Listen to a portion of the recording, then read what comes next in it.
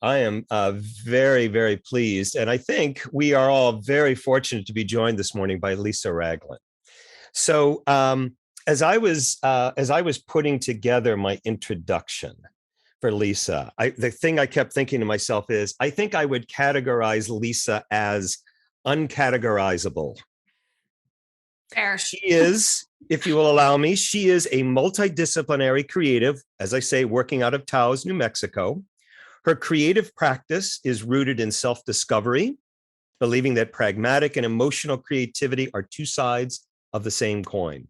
She feels most reward by dot connecting, my new favorite term, dot connecting, developing solutions that have lasting impact and facilitating collective growth of team members.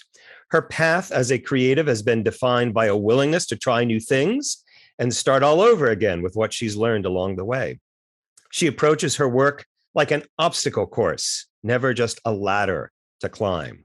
She has been, in no particular order, an illustrator, a giftware designer, a graphic designer, an art director, and a contractor. That is why I call her uncategorizable. And I have found that the uncategorizable are often the most intriguing people. Speaking this morning on the theme Kismet, please join me in welcoming Lisa Ragland. Thank you so much, David. And thank you for having me here. I'm really excited to be in a chat room with a bunch of people from Columbus and elsewhere, because I was living in Columbus, Ohio for about 20 years before I moved out to New Mexico. So it is a bright and early 7 a.m. here. This is how I start my day usually, because I'm working for companies that are on East Coast time. But yeah, so I'm in this remote mountain town of Taos, New Mexico. And how did I get here? Well, I wish that it was like, well, I've always dreamed of living in the mountains and I made it happen. But the truth of the matter is, I got dumped here. um, so, basically, that was a dramatic introduction to this story. But I did have a relationship end here at the end of last year, to put it a little more softly. My ex and I were out here for a month, and halfway through that trip, he asked to end the relationship, which, side note, I think that's great. Somebody being honest, that's awesome. But the other truth of the matter is I had 2 weeks left out here in this trip alone. And that's fine. I'm used to moving around alone a lot. But the funny thing that happened was a day before this breakup happened in New Mexico, I got a text from my friend Katie, who's a traveler. And she said, my birthday's coming up. I don't know what I'm going to do. I'm either just going to come out and visit you in New Mexico, or I'm going to fly to Italy. Okay. Well, she had no idea the next day that my boyfriend was going to break up with me. So it was just really, really perfect that her desire to travel and be with somebody on her birthday matched up with me getting broken up with and being alone. And she was able to come out and spend that last 2 weeks of my time out here with me. I would categorize that under something that feels like it was meant to be. Maybe. I mean, yeah. Uh, so, long story short, I ended up asking myself, are you going to go back to Ohio? Or are you going to just look on Craigslist and try and find an apartment where you're at in these next 2 weeks in New Mexico? And I did find an apartment. And so I just packed up my Ohio stuff and I moved out here. It's been a really, really great place for solitude. And so I've spent a lot of time thinking about this sort of topic of what seems meant to be, about what actually ends up working in your favor, even though it doesn't always seem like it's going that way. So anyway, I'm rambling a bit. What is Kismet? I'd love to keep hearing from you all if you want to keep the chat active, or if you want to interrupt me actually as I'm talking and kind of like share your own experiences, or if you have any tangential thoughts that kind of like bubble up from whatever I'm saying, feel free to jump in and share and talk. I want to know what Kismet means to you. When I was asked to do this, the first thing I thought was, yes, this makes sense. I live my life in a way where I feel like there's a lot of Kismet happening. And then I was like, wait, what does the word actually mean? Let's go to the dictionary. What does the word actually mean in relationship to maybe my privilege in life? There's a lot of, it goes from this instinctual place of, yes, I'm going to do this talk, to, okay, let's analyze this a little bit. Let's understand it a little bit. I'll get back to why this maybe makes sense in my process for experiencing Kismet later. But I looked Kismet up in the dictionary, and it says it's something that seems like fate, a predetermined or unavoidable destiny. I don't know if I believe in predetermined destiny, but whatever. We'll get back to that. The origin of the word Kismet, what is it? Comes from an Arabic term that means divide or allot. So someone has a portion. I think that's interesting. We'll get back to that. But really, Kismet, it's when you encounter something by chance that seems like it was meant to be. Seems like it's meant to be. So much of that has to do with how you see it, how you see your experience. We'll get back to that in a minute too. When everything seems to be aligning and moving in a particular direction, Kismet, that's where the magic's at, right? So again, I really want this to be a conversation. I've prepared a couple of points, but I really, really want this conversation to go where it wants to go, and trust that Kismet is going to find us all here or after the talk as you go away and go into your own life. So my next couple of questions were, what does Kismet mean to you and how do you invite it into your life? We've already gotten some, people sharing that. Before I move on, is there anybody else that really wants to kind of speak up and answer those questions? What does Kismet mean to you and how do you invite it into your life? I just want to open it up just in case because I'll start talking. I don't know. Someone needs to help me. Is there anybody in the chat who's feeling like they want to say something? Oh, Lisa, it's Ryan. Hey. Oh my God. Hi. I just got out of the shower. Beautiful. Yeah. Earlier, somebody mentioned saying yes. And the times in my life where I guess my life has changed its direction, right? I've been sort of like cruising along and kind of like dipping my toe in here and dipping my toe in there. But the moments where those life-changing moments happen is when I said yes to something that maybe I wasn't super comfortable with, or maybe I was allowing somebody else to direct where I was headed, right? I was along for someone else's ride, and then I meet somebody. And as a result of meeting that person, my social life changes, and then my inspiration changes. And then sometimes it's lightning fast. Sometimes it's within 2 or 3 months. I will go from being where I was at that moment that I said yes to being in a totally different place, right? On a totally different path. So I think saying yes has led me to meet people like you, actually. So I said yes to a job at Bath & Body Works, where I met Max, who completely transformed my life. Yeah. But then I also met you. And I feel like the times that we have been able to come together have felt like Kismet almost every time. Sweet. Yeah. Ryan, I'm happy you're here. And thank you so much for sharing that. I think some of the points that you brought up are going to show up in what I have to talk about a little bit. So very, very cool. And I want to make sure that we're good on time for the hosts that are helping me out here. What's my stopping point? So you have about 15 minutes. Great. Perfect. Okay. I love it. So I'm going to move on.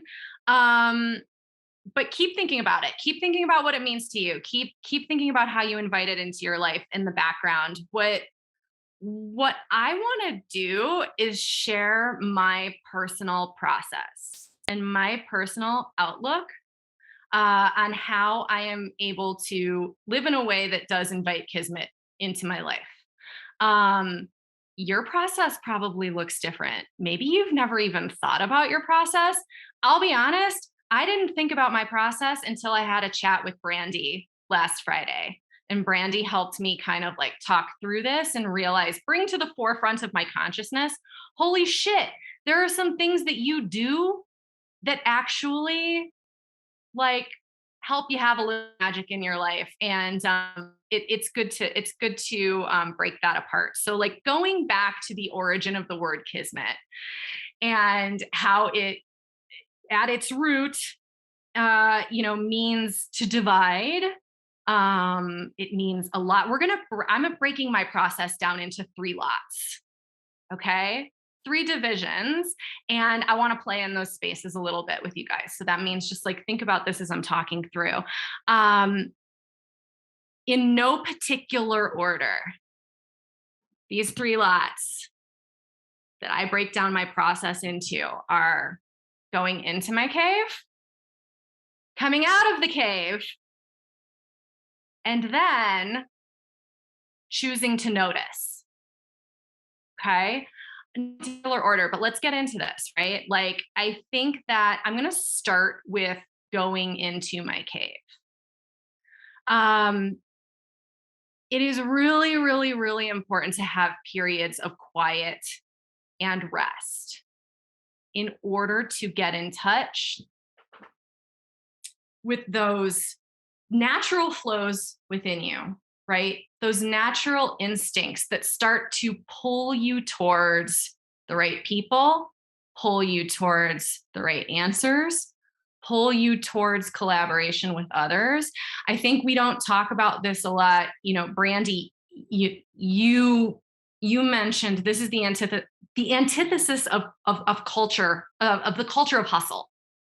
For any of us who work in corporate environments, or like capitalism, right, drives this hustle. We're in it.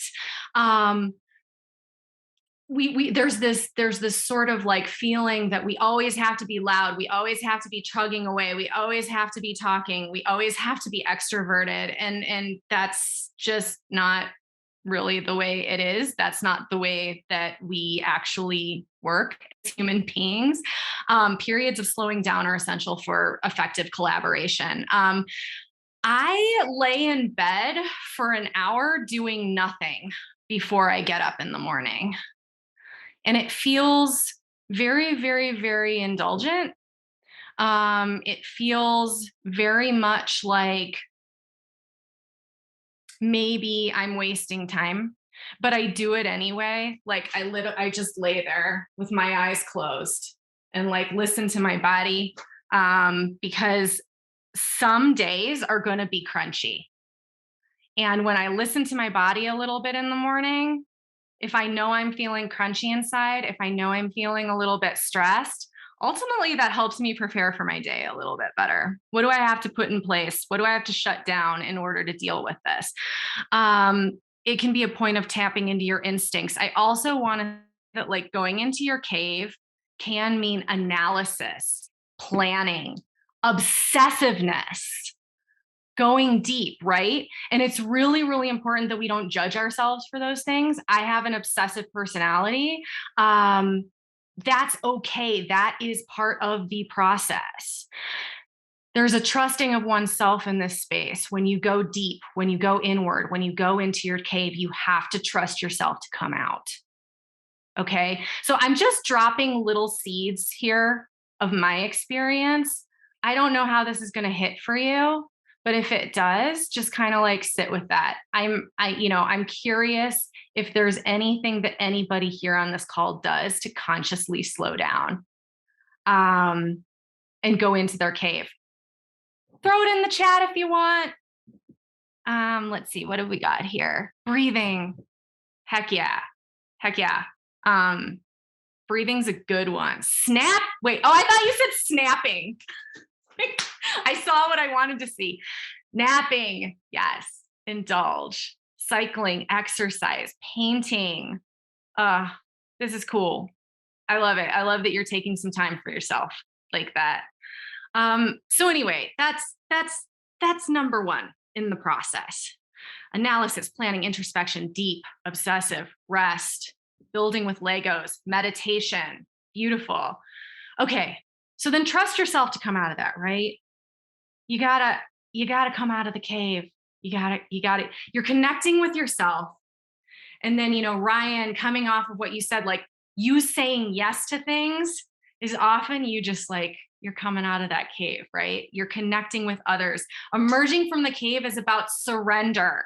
It's about relinquishing control. It's about improvising, extending outward to ask for help and let others reflect back to you instead of just reflecting upon yourself, right?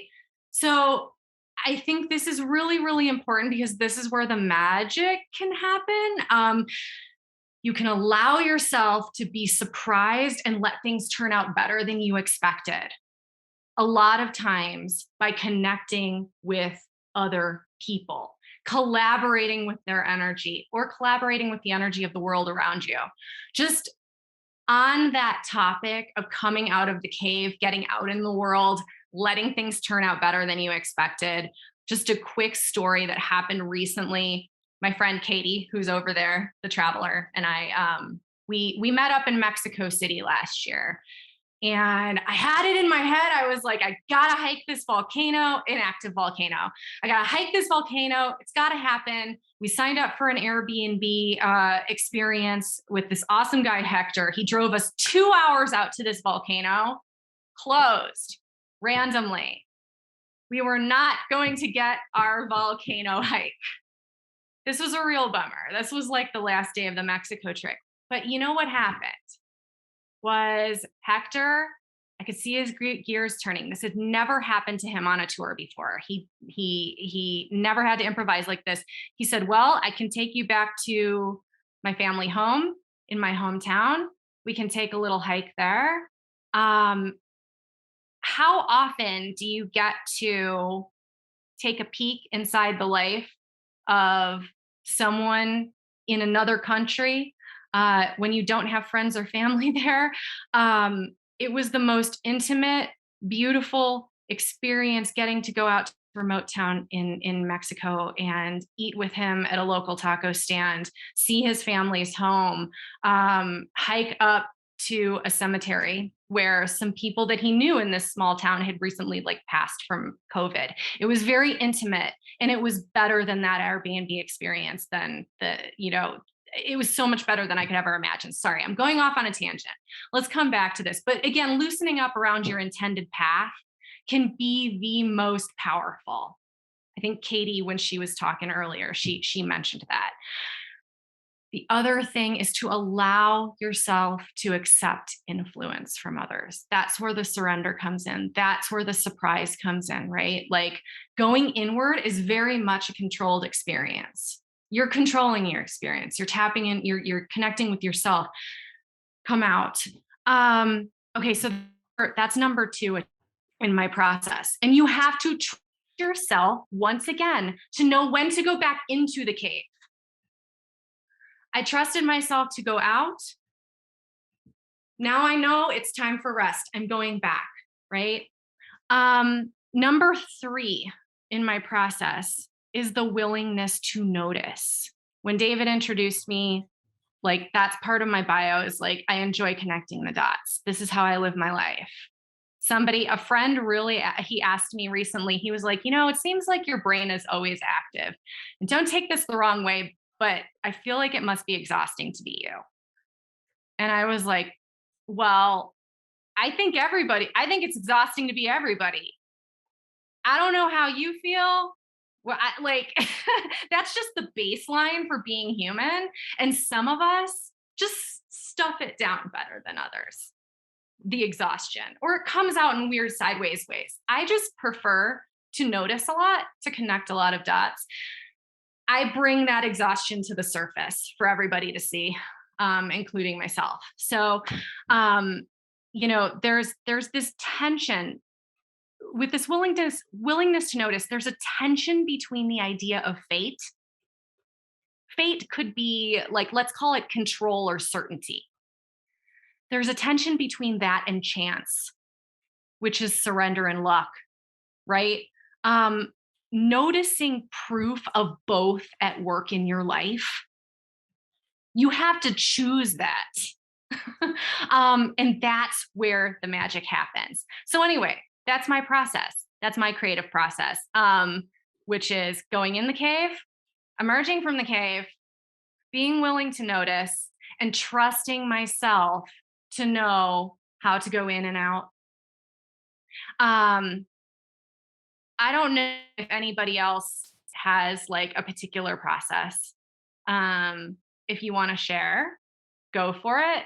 Otherwise, just kind of like think on it and noodle about it. Okay, let's see what we got here. As an extrovert who literally gets high off of social activity, it's not natural or intuitive to notice when I'm exhausted. If I'm not intentional about rest, I'll go until my body gives out. I'm so glad you mentioned that. Ooh, when you developed a chronic pain disorder, you learned to notice. That's the thing. Like, that's the thing about, when my friend said it must be exhausting to be you. Well, it must be exhausting to be you too, because this shit comes out sideways if we're not noticing. It like shows up in your body. So yeah, Ryan, thank you for sharing that. And, it's as an introvert on the flip side, sometimes it's hard for me to notice when I actually need to come out of the cave. So I don't know, everybody think about this for yourself. I feel like we're getting close to time here, right? Brandy, I'm looking at you. Sure. Well, you know what? I think you're really naturally leading us into the next phase of this, which is the opportunity for the audience to ask questions and for you to respond. And so I'll let David take that from here. Okay. Yeah, I think we've moved very nicely into it, Lisa. So cool. Well, wait, there's one more thing that I wanted to say though. You know why? Absolutely, because I have it highlighted in red in my notes. Okay. This came up when I was talking with Brandy about this stuff. Like just, when I say I live my life in a way I think that invites Kismet, and it's magic. It's totally magical. Yes. But I have in big red letters, this will come with disappointment. Like, will this come with disappointment or discomfort? Will the magic come with that? Maybe. That's to say yes and no. I think you cannot put conditions on magic. You cannot put conditions on Kismet. That's not where the magic happens. So again, coming back to that, like trusting yourself, like in this process of noticing, going inward, going outward, allowing for the influence of magic to happen, you have to trust yourself to move through discomfort. And you also have to trust yourself to know when discomfort's not necessary in a situation that's flowing. Anyway, David, thank you for letting me pause. I'm on to you. I'm back to you. Well, and as I said, we've moved, I think, somewhat seamlessly into larger discussion. Good. And I appreciate you responding to the folks in the chat. I was struck by something earlier on that Bethany said, that we've lost our capacity for boredom, that we've lost our capacity to be bored. Do you tell us your thoughts on that? Oh, me? Yeah. Or Bethany? Well, Bethany, why don't we start with you? I'd like to hear from Lisa. Tell us a little bit more about boredom, Bethany. With such a hyper digital world, anytime we feel awkward or bored, we grab our phone and we fill that space with receiving information, and we're not spending the time to just think or see or recognize or be willing to notice. Yeah. And so, Bethany, I always feel very guilty when I feel bored. Yeah, same. Oh, whoa. Like I should be doing something, right? Something productive or life affirming. I see boredom as a sort of a personal failing. Totally. Yeah. When Lisa mentioned earlier, like, what do you do to slow down? And I said I paint.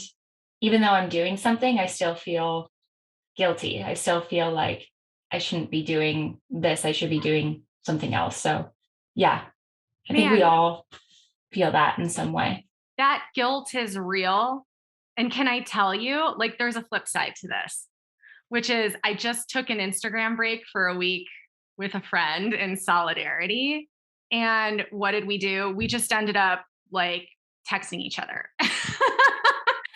And there was this sort of like ha moment of like, oh, I've just taken my social media addiction and then like pushed it over here to where I'm trying to fill the space, or I'm talking to you anyway outside of Instagram chat or whatever. And there was this guilt there about connecting or filling your time. And what I realized like is, oh, we're going to just attach our guilt to anything.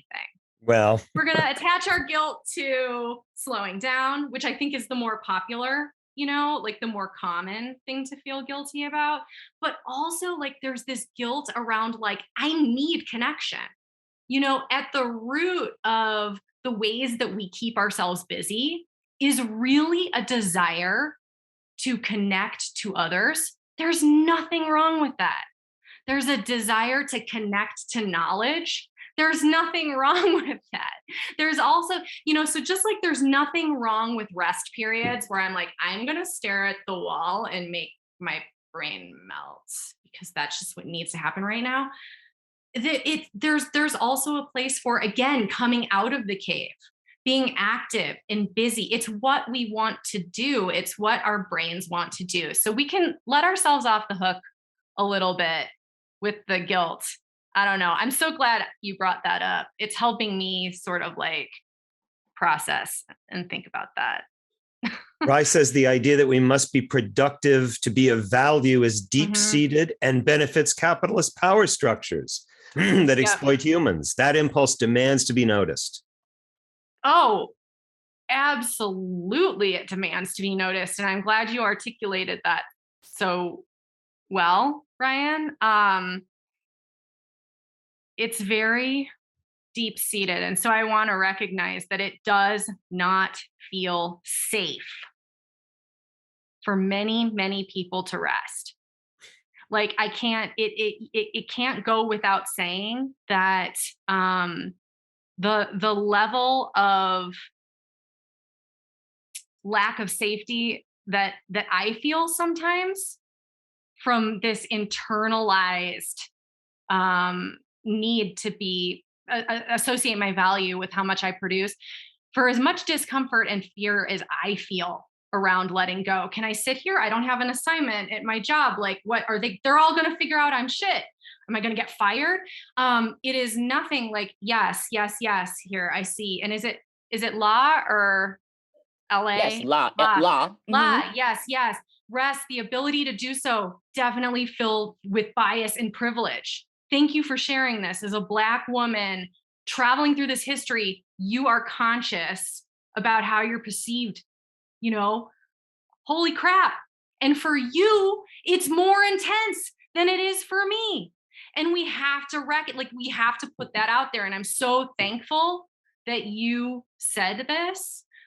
It was a job of mine maybe like 5 years ago where it took a friend of mine at work, a Black woman, saying like someone was treating her like shit in the background. And she was like, I can't do anything about this because I'll be perceived as the angry Black woman. And that was when it went, oh shit, Lisa, this is not, your experience is totally different. I've been fired for being angry and not keeping it under the surface. But my God, the fear and the repercussions for me are nothing compared to what you're experiencing. Yeah. Lisa, tell me a little more about this, because this was actually a note I wrote to myself early on. Yeah. You had talked about the relationship between Kismet and privilege, and maybe maybe tell us a little bit more about Well, what yeah, I mean, that relationship. yes, I think, you know, what is, I think it has to be explored, and it has to be fair to say, okay, wait, sorry, I'm processing, and I'm a slow processor, so it's No, that's cool. gonna come out in a funky way. Yeah. But it does not diminish my experience to acknowledge that perhaps certain things in my life came easier because we have systems in this world that are set up to work in my favor. I don't know how else to put it so simply. I believe that there is magic in this world. I mean, La, you brought up a story about where you feel the magic and the flow in your life, right? Like, we want more of that. So in order to create a space of safety for all to be able to have those experiences, I think we have to talk about how things aren't fair and how they're set up for things to be easier for some of us, including me as a white woman. I don't think I'm articulating this very well, because again, like, if we were in a room together, maybe, I think this would just maybe be a conversation that is a little messy and kind of like goes to places that we aren't expecting. I don't know. And La, check me here, because if you have anything that you want to add, I'd love to hear, because I'm having a hard time articulating. No, I you're think making doing all a sorts great of sense job. to me. Yeah, I think you're doing a great job talking about it. Because I mean, even, as a Black woman, I am Black woman with, multiple college degrees and certifications. I still come from a place of privilege than other people in this world. You have new Americans coming to this country all the time, trying to navigate and go through things. I'm an able-bodied person. There's people who deal with different physical mobility challenges and such that have to navigate and do different things. So how they experience this Kismet, fate, destiny, all that stuff is going to be different. So I'm not under the guise that just because I'm a Black woman that I have all the answers, or I've been through the worst part of it. I haven't. There's definitely challenges that I've had and overcome. But the reality of the situation is we all do. And that's part of this Kismet allyship privilege piece that we do. Because how can we then stand in the gap where somebody else is lacking and help pull them up so that they can then have a chance to pull somebody else up, right? Yeah. Hey, Jesse, jump in here. Jesse Strader. These are some interesting observations that you have about. I just think paying attention to some of the language used, right? I mean, and we talk about rest, and we have privilege. We can call it a sabbatical, right? But it might get called laziness for others, right? Risk, like I'm gonna throw tens of thousands of dollars at this investment. Or we might frame that for others as being irresponsible or foolish, right? I'm following my heart, I'm following my path, or I'm being selfish. So just sometimes kind of how we frame and label things, similar behaviors from different folks can be labeled differently. So being aware of that. Yeah. Lisa, part of my introduction described you as a dot connector, which is I think I know what it means, and I think I fell in love with that idea. Tell us more about what it means to be a dot connector, at least in your practice. Yeah. I mean, really, it's just it's noticing how all things are related and unrelated, and noticing when there is a compatibility between the things that you're noticing. Noticing that you're noticing that you're noticing that you're noticing. Yeah. And I think that sometimes, as a self-proclaimed dot connector, I can go off on tangents, and I can say like, this thing that we're talking about over here reminds me of this thing that we're talking about over here. And why? Well, I get into it in conversation with other people. Sometimes it doesn't seem obvious, but then sometimes there's like this thread, and it can help you make decisions. boy, it's always the Q&A part when I'm like, I got to think about that. I got to slow down and think about how to answer your question. And sometimes I can't do it in real time, David. That's the thing. So here's the thing. I need to go away and I need to think about that. What does it actually mean to be a dot connector for me? But like, I'd love to know if anybody else on this call has a more succinct, immediate way to articulate what that means to them. Seriously, help. I'm coming out of my cave. Because again, I thought your answer was just fine, but yeah, I'm interested in hearing others. What are you dot connectors? I think this will be helpful for anybody who on this call who may not be tapped into that aspect of like their toolbox when it comes to noticing. That's why I would love for somebody else to pipe up and say like, hey, what does dot connecting mean? How can you do this? So I gave myself a project like 3 years ago. And I don't think at the time I really knew what I was doing, but now listening to you talk, like I feel a huge sense of like just being overwhelmed because I was dot connecting. And I realize that now. The project was for an entire year. I documented every time I would run into someone on the sidewalk. So, you know, that moment where one person is like coming towards you from one direction and you're coming from another. And if you both keep walking at the same speed, you will literally run into one another. Yeah. So you have to like dodge. And sometimes it's a dance where like you both dodge the same way. And that moment for me was so fascinating because had that person done something like a millisecond shorter or longer, you never would have had that moment.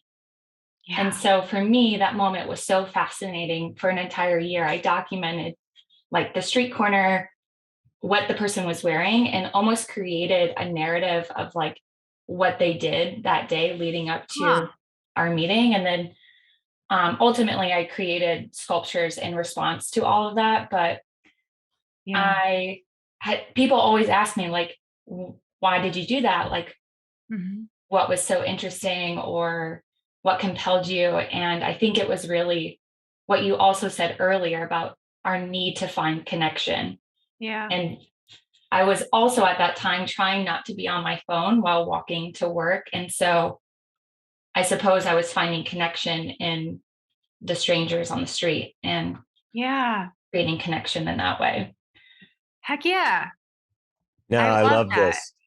Hey, Stephanie, tell us a little bit more about what it means to be a puzzler, which might be one of my new favorite words. I've never thought of dot connector, and I like that more than puzzler, but I am really fortunate to work with like almost 200 different types of like creatives within our Corner Square. So like I am constantly interacting with, you know, people who do fine arts versus, you know, design work versus videographers and all these things. And so I'm really fortunate that other people outside of our kind of internal community come to us and say like, hey, I have this project I want to put on and I need these kind of artists. And I'm looking, you know, sometimes they don't even know what they're looking for. They're just like, I've really wanted to always do this.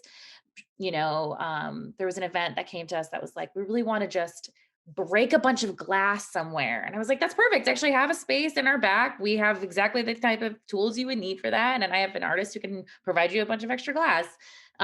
So being able to be in a space where I have a ton of resources to pull from, but then again, kind of be able to, connect those dots and then kind of just watch whatever happen is really exciting for me. That's it keeps it great every day I go to work. Yes. And you're letting your mind and your instincts do what they want to do. The more you're talking through this dot connecting thing, like I'm just realizing we are always, whether aware of it or not, we're scanning our environment for factors that may or may not be related to one another.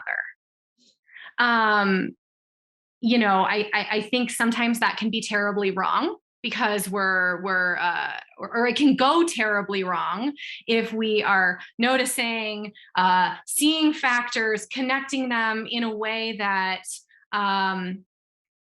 just like you can't put conditions on Kismet, you can't put conditions on what your brain wants to do in that moment of dot connecting and scanning. You could be connecting factors that feel very productive. And you can also be connecting factors that can take you to a not so healthy place, right? Like we all do that. But again, I come back to like, let's not judge that. Let's not hold ourselves back from indulging in the process of noticing, of dot connecting, using that instinct to basically, what you do is you risk that it could mean something. It could go somewhere to make those connections, or it could take you somewhere where you don't want to go. It could take you off your course, but like trust yourself to get back on course. Trust yourself that the noticing is always going to work in your favor.